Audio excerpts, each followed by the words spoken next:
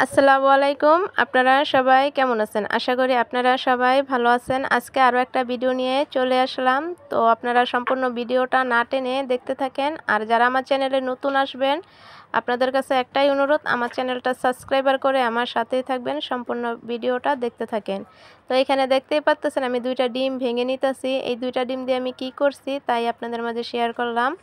আমি এইখানে 2টা ডিম দিয়ে আমি বিস্কিট পিঠা বানাইছি।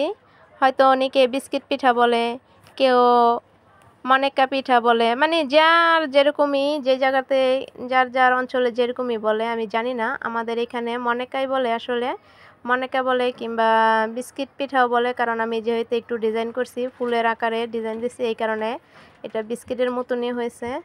তো আজকে বিকেলবেলা আমরা এই পিঠাটা বানায় খাইছি। তো কিভাবে আমি বানাইছি আপনারা সবাই জানেন, তাও আমি আপনাদের মাঝে শেয়ার করলাম। তো আমার এই ভিডিওটা কেমন লাগছে আপনারা অবশ্যই আমার কমেন্টের মাধ্যমে জানাবেন।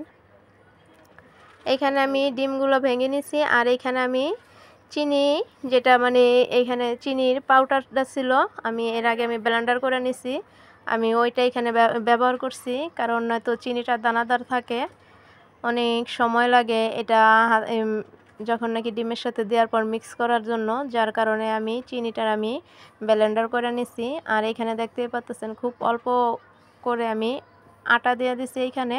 এটা আপনারা যে কোনো মানুষই, আপনারা যে কেউ আপনারা এটা হয়তো আটা দিয়েও বানাইতে পারেন কিংবা ময়দা দিয়েও বানাইতে পারেন। তো আমার হাতের কাছে আটা যেহেতু ছিল, আমি আটা দিয়েই বানাইছি। বানানোর পর মাশাআল্লাহ খুব ভালো হয়েছে, সুন্দর হয়েছে, খেতেও খুব ভালো লাগছে। তো আমি যখন এটা বানিয়ে শেষ করছি, বানাইতে বানাইতে দেখি চুলার কাছ থেকেই অর্ধেক খাওয়া শেষ হয়ে গেছে। খুব অল্প সময়ে, খুব অল্প করেই বানানো হয়েছে, টাইম খুব কম লাগে। যে কোনো সময় বসে যখন মন চাইবে তখনই আপনারা বানিয়ে খাইতে পারবেন। আবার আপনারা ঘরেও বানিয়ে আপনারা অনেক দিন সংরক্ষণ করেও রাখতে পারবেন। তো দেখতেই পাচ্ছেন আমি এখন এইগুলা বানাবো। এর সাথে আমি আবার একটু কালিজিরাও দিছি, কারণ কালিজিরাটা দিলে ভালো লাগে খেতে, কারণ যখন নাকি চাবায় খাওয়া পড়ে তখন একটু দাঁতের তলে যদি পড়ে খুব ভাল লাগে কালিজিরার একটু ঘ্রাণটা আসলে। কারণ যেহেতু এখানে ডিম দেওয়া হয়েছে, ডিমের সেই আলগা কোনো আপনার ডিমের কোনো ঘ্রাণ আসে না, যার কারণে। তো যেহেতু আমি এখানে ডিম আর চিনিটা ব্যবহার করছি, তো এইখানে ফ্রি বেলুনের ভিতরে রুটিটা বেলতে গেলে যেহেতু নাকি সমস্যা হয়ে যায়, চিনি যেহেতু এরকম করে বেলা যেতেছিল না, যার কারণে আমি 2টা পলি নেই, পলির উপরে একটা নিচে একটা দেই, তারপর উপরে একটা দিয়ে, তারপর দেখতে পাচ্ছেন এখানে আমি বেলুনও ব্যবহার করি নাই। আর এখানে আমি ফ্রিতে আবার একটু তেল দিয়ে দিছি, কারণ আমি এখন ওই আটার ডোটা এখানে আমি দিব, কারণ যদি তেলটা না দেই, যখন আমি এটা ডিজাইন করে কাটতে যাব তখন উঠে আসে না, তেলটা দিলে মানে সুন্দর করে উঠে আসা পড়ে। তো আপনারা দেখতে থাকেন আমি খুব অল্প সময়ে কত সুন্দর করে আমি বানাইছি। এত সহজ পদ্ধতিতে বানানো যায়।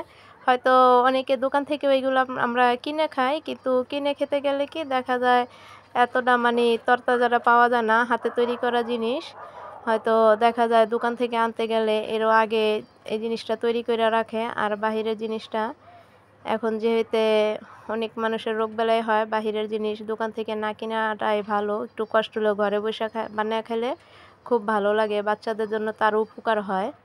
তো এখানে দেখতেই পাচ্ছেন আমি কি সুন্দর কুকি কাটার দিয়ে আমি সবগুলোই আমি ডিজাইন করে করে আমি কাইটা নিতেছি। তো আপনারা দেখতেই পারতেছেন খুব অল্প সময়ে আমি এত অল্প পরিমাণে আটা দিয়ে আমি কতগুলো বানাইছি, তাই আপনাদের মাঝে আমি শেয়ার করতেছি। কিন্তু আমি পুরোটা করতে পারি না, কারণ আমি যখন বানাইতেছিলাম ওই টাইমেই ঘরে যখন নাকি আমি এইগুলা ভাইজা ভাইজা নিতেছিলাম, ওই টাইমে মানে আগে থাকতে খাওয়া হয়ে গেছিলো, অনেকগুলো হয়েছিল। মাশাআল্লাহ, খেয়ে সবাই বলছে ভালো হয়েছে খুব।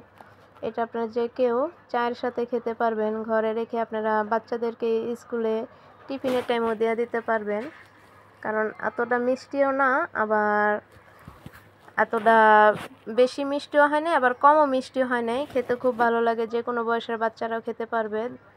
আপনারা যখন এইগুলা বানাইবেন ঘরে বসে, যখন নাকি দেখবেন চুলা দেওয়ার পর এগুলা তেলে দেওয়ার পর যখন দেখবেন এরকম গোল শেপ আকারে আমি করছি, তো এইগুলো আমি যখন বুঝতে পারছি ভাজা হয়ে গেছে তখন এইগুলা ফেটে গেছে। তো দেখতেই পারতেছেন প্রত্যেকটা ফাইটে গেছে গা। তো তখনই বুঝতে পারছি এগুলো হয়ে গেছে। আর দেখতেই পারতেছেন আমি ৩-৪ রকমের ডিজাইন করে নিছি, আমি তাই আপনাদের মাঝে দেখাইতেছি। তো দেখতেই পারতেছেন কত সুন্দর, মুখে দেওয়ার পর খুব সফট, মানে একদম মিশে যায়, কেউ বলবোই না যে এটা আমি ঘরে হাতে বানাইছি, হাতে তৈরি করে খাইছি। তো আপনারা যারা এগুলো খেতে পছন্দ করেন কিংবা বাচ্চারা পছন্দ করে, আপনারা একটু সময় করে কষ্ট করে ঘরে বানিয়ে খেয়ে দেখবেন, মাশাআল্লাহ আলহামদুলিল্লাহ খুব ভালো হয় খেতে। আপনারা না খেলে বুঝতেই পারবেন না। তো এখানে আমার খাদিজাও খেয়ে তারপরে এখানে দিছে। তো আপনারা দেখতেই পারতেছেন, দেখতেও খুব সুন্দর হয়েছে প্রত্যেকটা, ভাজাটাও খুব সুন্দর হয়েছে, আর বানানোর ডিজাইনটাও শেপটা অনেক সুন্দর ছিল।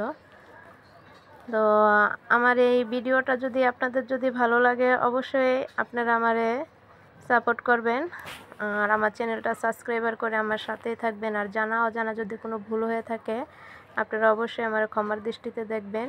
আর যদি কোনো ছোট ছোট যদি কোনো ভুল হয়ে থাকে আপনারা অবশ্যই আমার কমেন্টের মাধ্যমে জানাবেন, কারণ না জানালে আমি বুঝবো কী করে যে আমার কোন জায়গায় কোন ভুল হইতেছে।